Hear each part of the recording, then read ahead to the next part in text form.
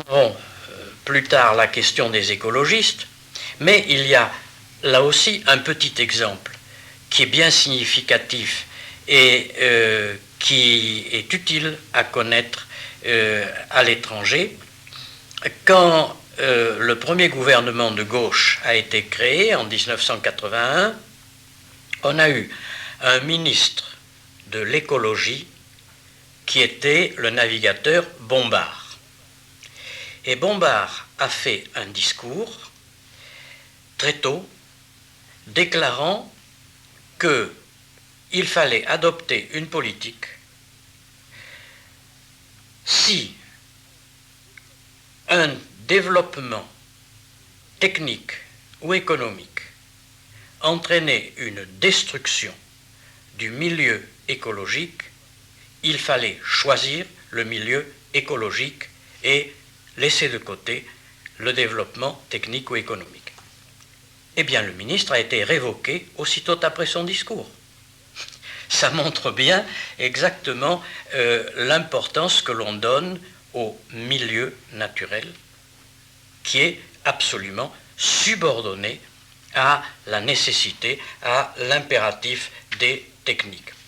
Alors, on a cette subordination du milieu naturel entraîne un certain nombre d'inconvénients, entraîne des perturbations pour l'être humain et en particulier être obligé de suivre le rythme imposé à la vie par l'appareillage technique, par l'organisation technique, etc., entraîne un trouble que les physiologistes étudient beaucoup maintenant. C'est ce que l'on appelle le trouble des rythmes circadiens. C'est-à-dire, on s'est aperçu qu'un organisme humain n'est pas le même et n'a pas les mêmes réactions à toutes les heures du jour, et même par exemple un remède pris à tel moment n'a pas le même effet que lorsqu'il est pris à un autre moment. De même, l'être vivant n'a pas le même rythme de vie tout au long de l'année. Et il est fait pour vivre selon son rythme de vie, selon le rythme circadien. Et contrarier le rythme circadien entraîne des maladies psychologiques, psychiques, physiques, etc., qui peuvent être graves. Et alors, un exemple très simple, très schématique, l'organisme est fait pour travailler le jour et pas la nuit. L'organisme est fait pour travailler l'été et pas l'hiver. L'hiver, eh bien, nous sommes encore comme les hibernants, comme les marmottes ou comme les ours. Nous sommes toujours, même si nous ne le sentons pas exactement, appelés à dormir pendant l'hiver et à travailler pendant l'été. Et alors, nous faisons exactement le contraire. Pendant l'été, nous prenons nos vacances et ce sont des loisirs, on ne fait rien. Et puis, on fait le maximum de travail pendant l'hiver. Mais c'est contrarier les rythmes naturels et ça entraîne, je disais, les physiologistes sont de plus en plus fermes là-dessus, ça entraîne des perturbations. Et d'autre part, c'est cette rupture à l'égard du milieu naturel, cette subordination du milieu naturel peut entraîner des risques ou même des échecs de la technique. J'attends un échec qui va être une crise économique mondiale provoquée par un fait très simple. la rupture de l'argent, de la monnaie, avec l'élément naturel. Au début, le billet de banque représentait de l'or. L'or, il était à la banque.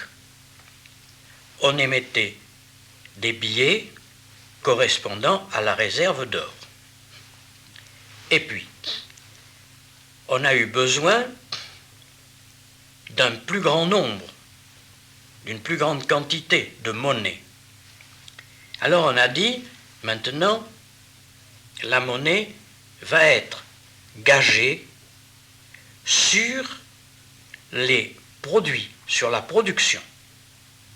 Et par conséquent, il va y avoir une correspondance entre la valeur des biens produites et puis la quantité de monnaie que l'on va créer pour acheter ces biens.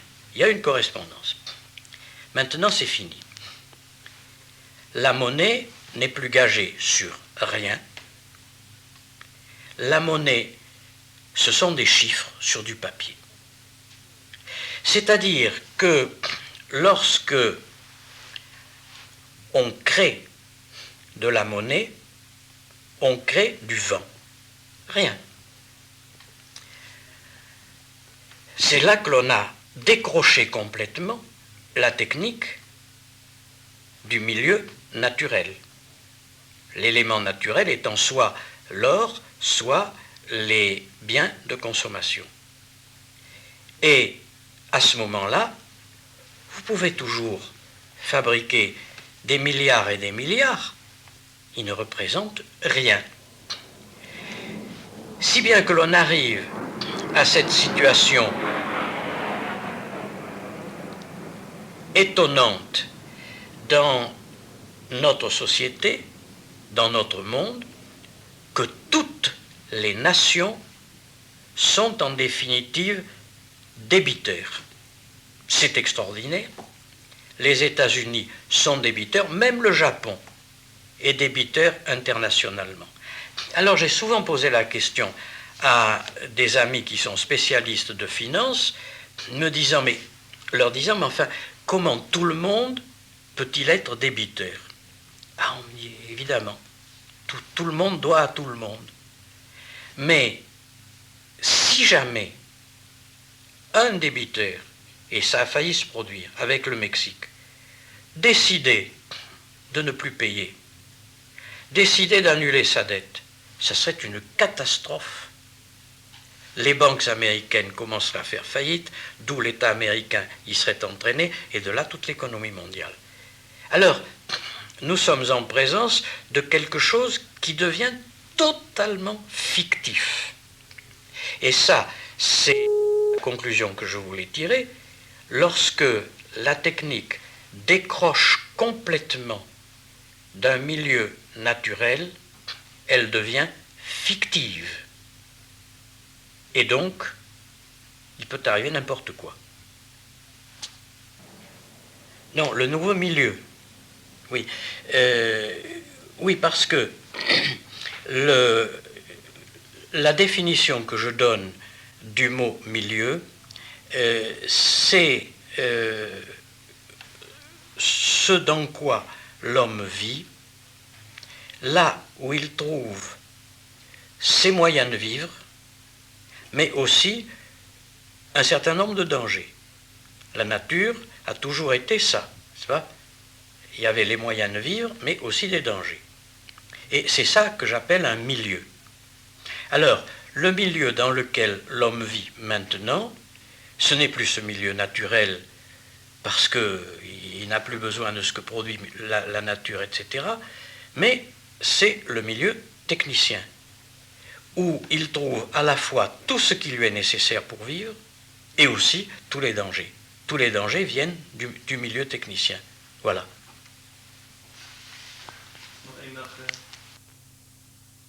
Une bonne morale ou pour trouver un droit juste. Le droit est tout à fait indépendant de la nature exactement comme la morale, et on s'est toujours trompé quand on a cru que l'on trouverait un modèle naturel de la bonne morale. Donc ça, je le laisse tout à fait de côté. Mais il faut bien se rendre compte que lorsqu'on écarte tout à fait la nature, même dans les prises de position morales ou spirituelles, eh bien, en réalité, on commet aussi une erreur. Autrement dit, la nature n'est pas un modèle, mais il faut absolument tenir compte de la nature. Et alors, l'autre point de vue qui me paraît le plus important, c'est que sur le plan vital, la nature reste bien pour moi le modèle, et le modèle qu'il faudrait prendre pour l'action. Mais il y a déjà un conflit extraordinaire entre toute action technique et ce qui se produit dans la nature, et c'est par exemple le problème du temps. Dans le milieu naturel, tout se fait avec du temps. Le cours des fleuves se trace avec du temps, un arbre, ça prend du temps à pousser, et même en accélérant les choses avec des moyens artificiels, la nature prend du temps. Alors que la technique demande que l'on aille de plus en plus vite. Autrement dit, la nature n'est pas un exemple que l'on peut adopter pour lutter contre l'accélération de la technique, mais il faut toujours nous rappeler que ce qui se fait sans tenir compte du temps disparaît aussi rapidement. Alors là, d'un mot, je dirais que c'est une des fragilités du système technique, c'est que tous les produits de la technique sont des produits destinés à disparaître très très vite. C'est extraordinaire d'avoir vu construire des maisons très très rapidement avec le béton précontraint, etc. Et 10 ans plus tard, ce sont des maisons qui ne sont plus habitables. Ici, c'est une maison qui a été construite il y a 200 ans et il n'y a toujours pas de réparation à faire. Mais cette rapidité de la dégradation me frappe évidemment, peut-être parce que je suis âgé, mais c'est aussi quelque chose à quoi j'avais pensé lorsque en France on produisait beaucoup d'électricité avec des barrages. Et j'avais beaucoup d'amis qui étaient ingénieurs dans l'électricité et qui construisaient des barrages, et ils me disaient, mais les barrages, ils sont faits pour durer 20 ans. Mais je leur disais, mais alors dans 20 ans? Oh, dans 20 ans, comme si c'était très très loin, dans 20 ans, ben, il se passera n'importe quoi. Et c'est très impressionnant de penser que le technicien pense dans l'immédiat, va très vite contre le modèle naturel du temps. Donc, à ce point de vue-là, la nature n'est pas le modèle de l'action en face de l'intervention du technicien. Et je pense que c'est à ce moment que je voudrais parler des écologistes et du mouvement écologique. Parce qu'il faut, je crois, tenir compte de l'orientation de ce mouvement. En France, j'ai été avec quelques amis un des premiers à lancer le mouvement écologique. Or, je crois que les écologistes, depuis une dizaine d'années, commettent un certain nombre d'erreurs. D'abord, ils commettent l'erreur de croire que l'équilibre de la nature est parfait et qu'il est, au fond, qu'il n'y a rien à y changer, à y retoucher. Ils oublient que l'homme a toujours été un peu en marge de la nature et que l'homme a toujours modifié la nature, et comme le disent les anthropologues, ça a été un prédateur, c'est-à-dire c'était quelqu'un qui prenait dans le milieu naturel et qui troublait le milieu naturel. Et alors, je pense que ça peut être une erreur de vouloir reconstituer le milieu naturel comme si l'homme n'existait pas. Alors je pense à un petit exemple qui est assez simplement folklorique. Il y a quelques années, un groupe d'écologistes avait découvert que, pas loin de Bordeaux, dans les forêts de Dordogne, il y avait un animal qui avait existé autrefois et que les paysans avaient détruit. Cet animal, c'était des vipères rouges. La vipère rouge, c'est un serpent qui est très, très dangereux. Et ces écologistes, trouvant qu'il fallait rétablir ce qu'avait été la Dordogne autrefois, avaient fait un petit élevage de vipères rouges et les avaient jetés dans la forêt. Évidemment, les paysans n'ont pas été contents du tout. Alors, je ne crois pas, par conséquent, que tout ce qui vient de la nature doit être absolument préservé, maintenu, etc. Et il y a sans aucun doute une relation qui est bonne entre l'homme et la nature. Et je pensais à cette relation bonne lorsque cet été nous avons eu en France des incendies de forêt absolument épouvantables. J'ai connu la forêt, je vous l'ai déjà dit, quand elle était habitée. Et quand la forêt était habitée par des forestiers, par des résiniers, il n'y avait pas d'incendie de forêt. Parce que d'abord, ils savaient tout de suite, quand un petit feu apparaissait, ils savaient tout de suite ce qu'il fallait faire. Et ils étaient à l'endroit où il y avait un début de feu, ils y étaient dans un quart d'heure, une demi-heure plus tard, et ils éteignaient le feu. Et bien souvent, quand j'allais camper dans les Landes, et que nous étions avec un ou deux amis, nous faisions notre cuisine avec un feu de bois, etc., nous avions un forestier qui était là, une demi-heure après, il avait vu la fumée ou senti la fumée, il arrivait, puis il voyait que nous étions capables de préserver contre tous les incendies, il nous laissait tranquilles, tout allait très bien.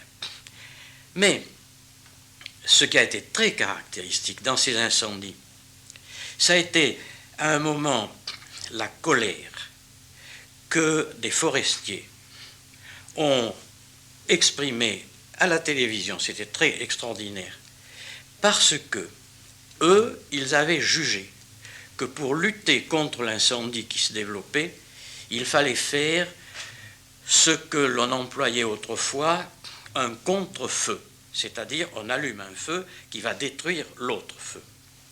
Et les pompiers les ont interdits.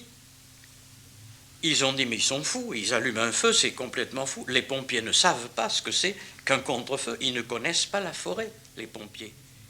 Si bien qu'une forêt habitée, c'est une forêt protégée. On n'a pas besoin de canadair, on n'a pas besoin d'avions, d'hélicoptères, etc. On n'a pas besoin de tout ça. Quand l'homme vit en contact, en symbiose avec la nature est correctement protégée.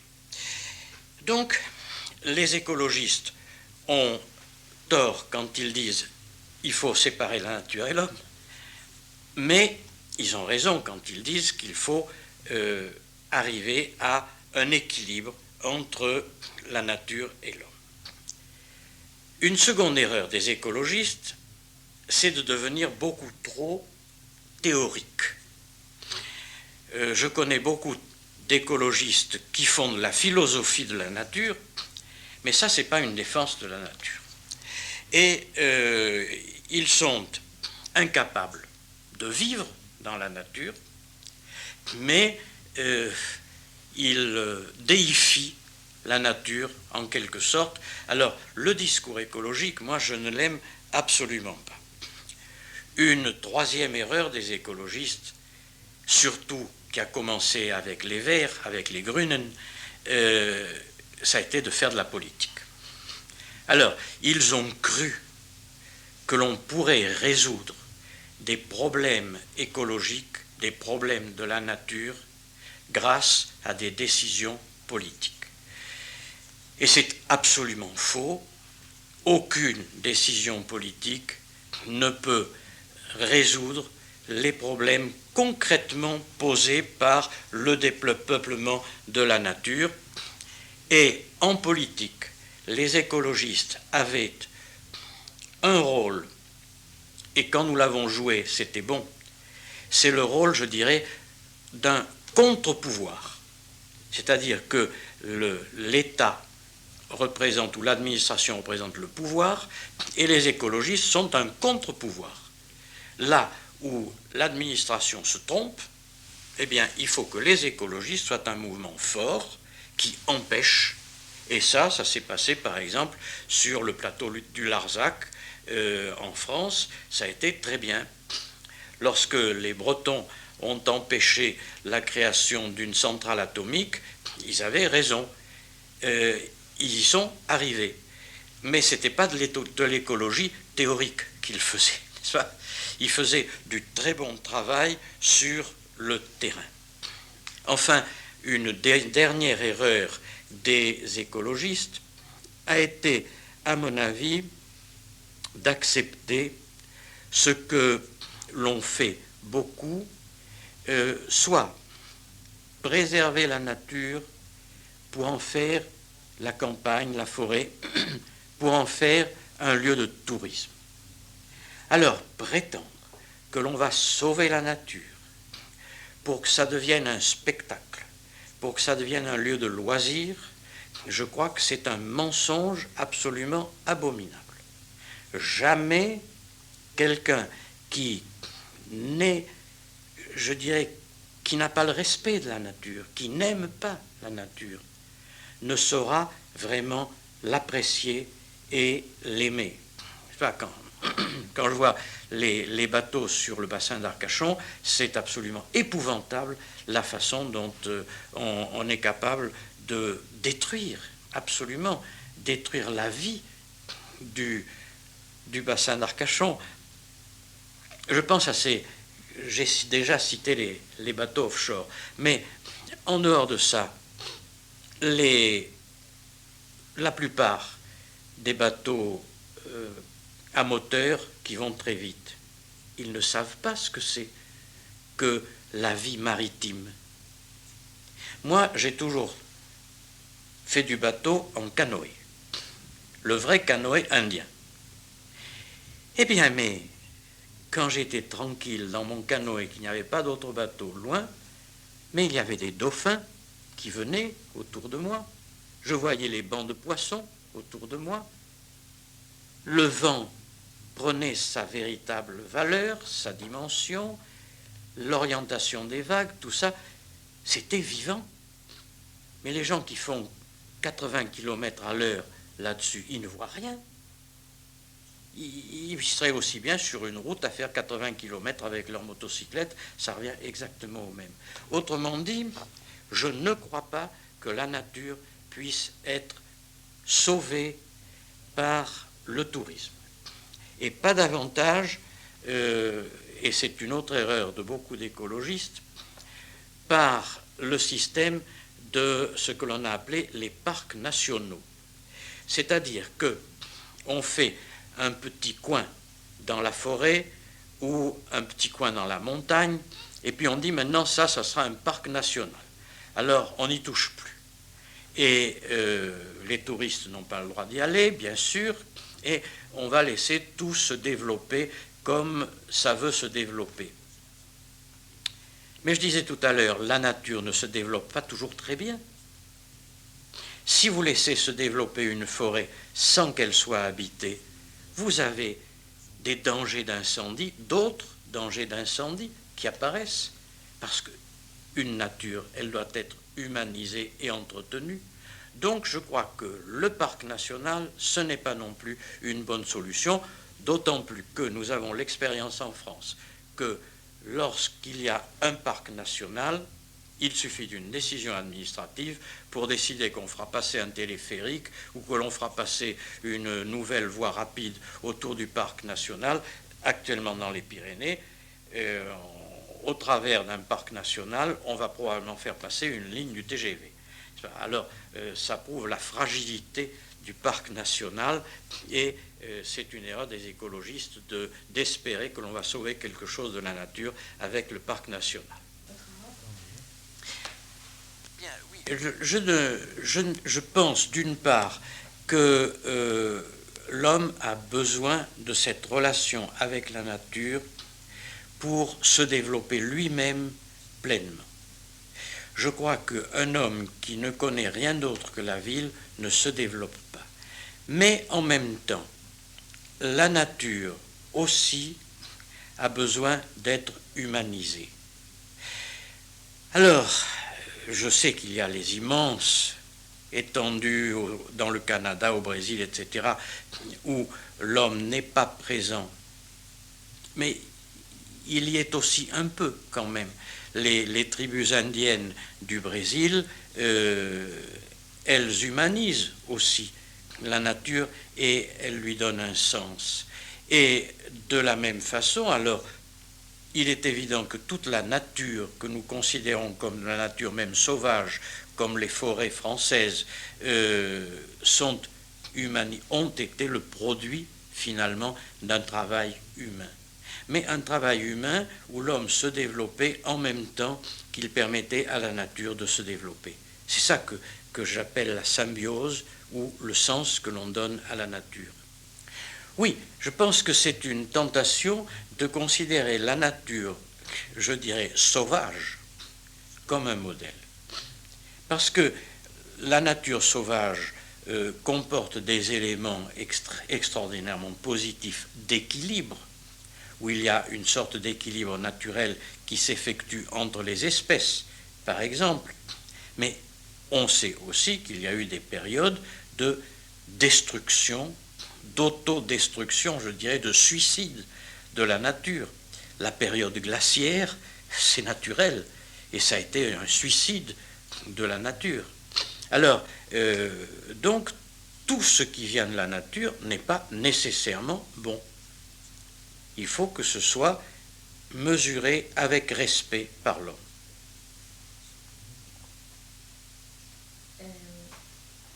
Pourquoi n'y a-t-il pas une limitation naturelle de nos actions? De notre action. Ouais. Pourquoi il n'y a pas de limitation naturelle? Tant que nous avions peu de moyens pour agir sur le milieu naturel, on le respectait. Et l'homme trouvait des choses d'ailleurs extrêmement intelligentes pour se protéger. Par exemple, dans les Landes, dans la forêt landaise, où à cause de la forêt de pins, il y a quand même des dangers d'incendie, malgré l'habitation. Eh bien, toutes les habitations sont entourées d'un grand espace où il n'y a pas d'arbres, ce qu'on appelle un aérial, et ensuite il y a une rangée d'arbres verts, c'est-à-dire des arbres qui ne brûlent pas, des chênes verts par exemple, qui ne brûlent pas. Et après, il y avait la forêt qui pouvait être dangereuse. Donc c'était très intelligent. Mais ça n'était pas un moyen brutal contre la forêt et contre l'arbre. Depuis que nous avons des moyens d'action presque illimités, l'homme n'a pas la sagesse de ne pas utiliser ces moyens d'action. C'est ça qui est vraiment le problème tragique. Nos moyens ont dépassé notre capacité de sagesse, et je reviens à ce que nous avions dit lorsque Bergson parlait d'un supplément d'âme nécessaire. Il faut que l'âme de l'homme grandisse en même temps que ses moyens d'action. Eh bien, la fin ne justifie pas les moyens parce que des mauvais moyens, l'expérience historique et l'expérience biologique nous le montrent, des mauvais moyens vont corrompre, vont pourrir la fin que l'on poursuit. C'est-à-dire que, contrairement à ce que disaient les Romains, on n'établira jamais la paix grâce à la guerre. Le moyen de la guerre n'aboutit pas à créer la paix. Quand les Romains disaient civis pacem parabellum, ils ont préparé la guerre toute leur vie. Et ils n'ont fait que la guerre toute leur vie en préparant la guerre pour avoir la paix. Ils n'ont jamais eu la paix, les Romains. Bon, donc, je crois que les moyens agissent sur la fin. Et quand l'homme emploie des moyens d'extrême puissance, il ne peut pas obtenir un résultat d'équilibre, de paix, de tranquillité et de joie. Lorsque Hitler prend le pouvoir, il établit des fins, des objectifs qui sont magnifiques, mais les moyens qu'il a employés ont pourri les fins qu'il avait proposées. Et c'est toujours le même problème. Ce qui fait que l'important dans notre société, c'est de calculer les moyens. Les fins, tout le monde est d'accord finalement.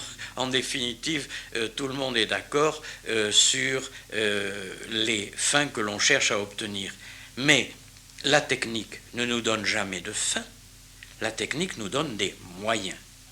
Et c'est pour ça que la question est absolument essentielle. Le seul problème, c'est de juger les moyens que l'on emploie. Non, l'artificiel, nous sommes des êtres artificiels.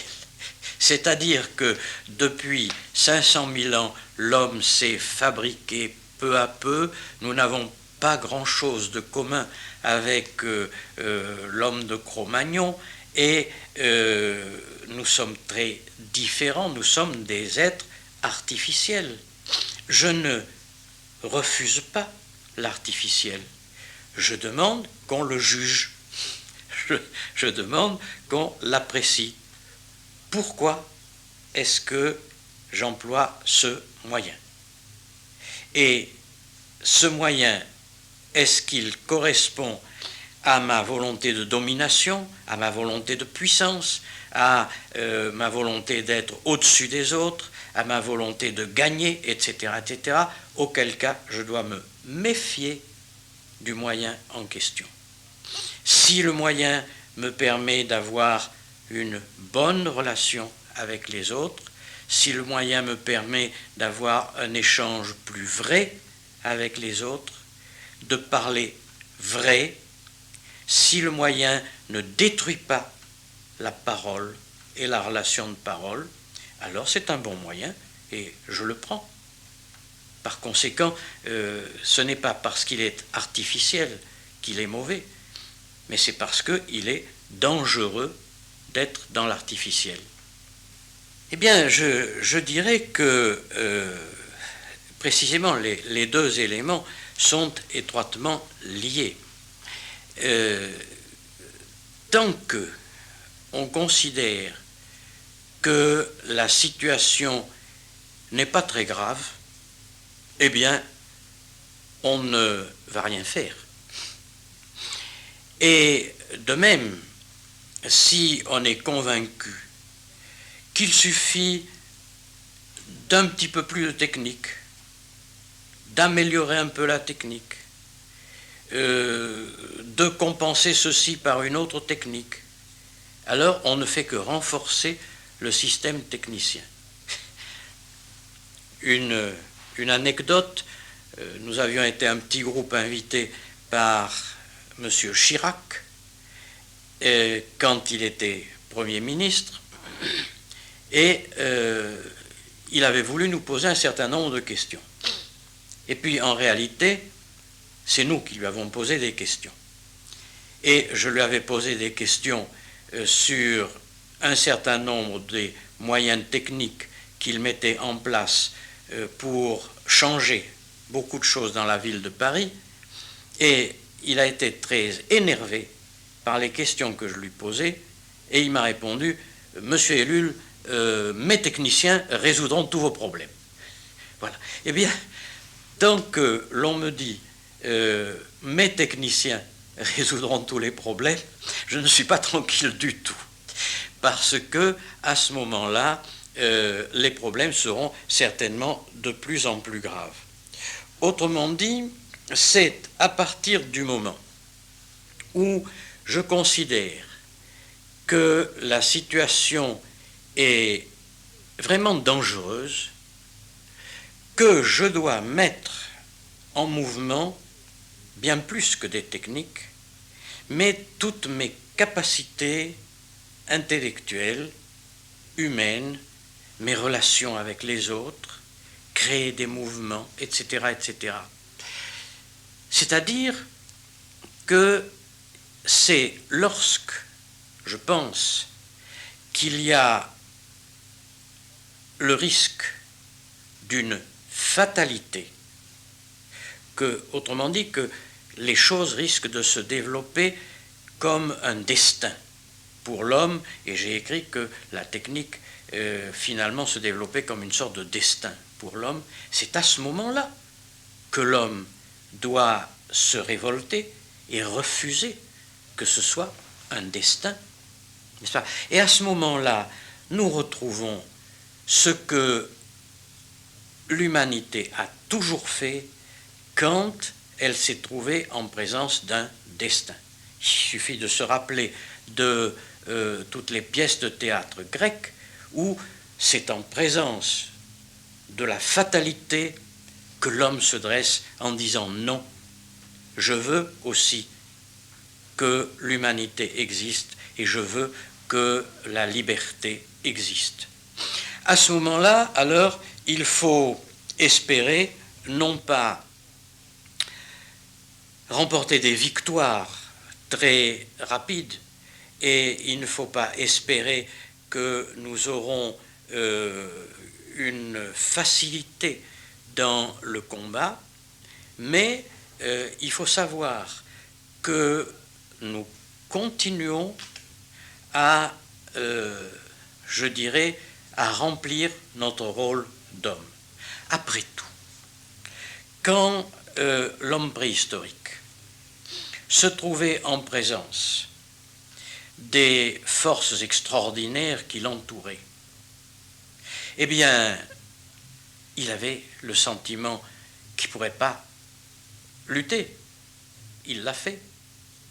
Vous savez certainement qu'il y a eu une période où ce qu'on appelle les ours des cavernes se sont développés tellement rapidement que l'humanité a failli disparaître. Ils ne pouvaient plus arriver à lutter. Eh bien, ils sont arrivés quand même à trouver les moyens pour surmonter ce danger extraordinaire. Alors nous sommes dans la même situation. C'est nous qui fabriquons nos ours des cavernes, mais en réalité, c'est une situation qui n'est pas insurmontable. Il n'y a pas de fatalité que nous ne puissions pas vaincre. Ça, seulement alors, il faut des raisons très profondes pour se mettre à lutter. Il faut avoir des convictions très fortes. Il faut vouloir que l'homme continue finalement à être un homme. Il faut retrouver une relation vraie avec les autres. Il faut, et ça ne peut se faire alors que par des moyens non techniques et des moyens humbles. La relation avec les autres, cette lutte contre la fatalité technicienne, eh bien, nous l'avons menée dans des petites actions, dans des mais il faut toujours que ça soit des groupes humains à grandeur humaine, où l'on se connaisse. Ça ne sera pas des grands mouvements de foule, ça ne sera pas d'immenses syndicats, ni d'immenses partis politiques qui arriveront à lutter contre ce développement. Alors, ce que je viens de dire, ce n'est pas très efficace, bien sûr. Si nous luttons contre des choses parce qu'elles sont trop efficaces, nous ne pouvons pas jouer à être plus efficaces. Ça ne sera pas immédiatement très efficace. Mais il faut espérer que l'homme ne meurt pas et se transmet de génération en génération des vérités. Je vous assure que en 1968, je n'espérais pas grand-chose en face du développement technicien. J'ai été stupéfait de ce qui s'est passé en 68. Après, bon, ça a mal tourné, c'était pas ce qu'il fallait faire, mais brusquement, que des milliers de jeunes aient pris conscience de ce que signifiait cette société de techniques de consommation, etc., etc. Pour moi, ça a été très, très important. Et je suis convaincu que ce qu'on appelle aujourd'hui le malaise des jeunes, c'est ça. Ils ne sont pas contents par l'environnement qui est le leur. Ça n'est pas celui qui répond à leur besoin d'être humain, car ça existe encore, le besoin d'être humain. Malgré toutes les forces qui pèsent sur l'homme, eh bien, l'homme a encore besoin de se sentir humain.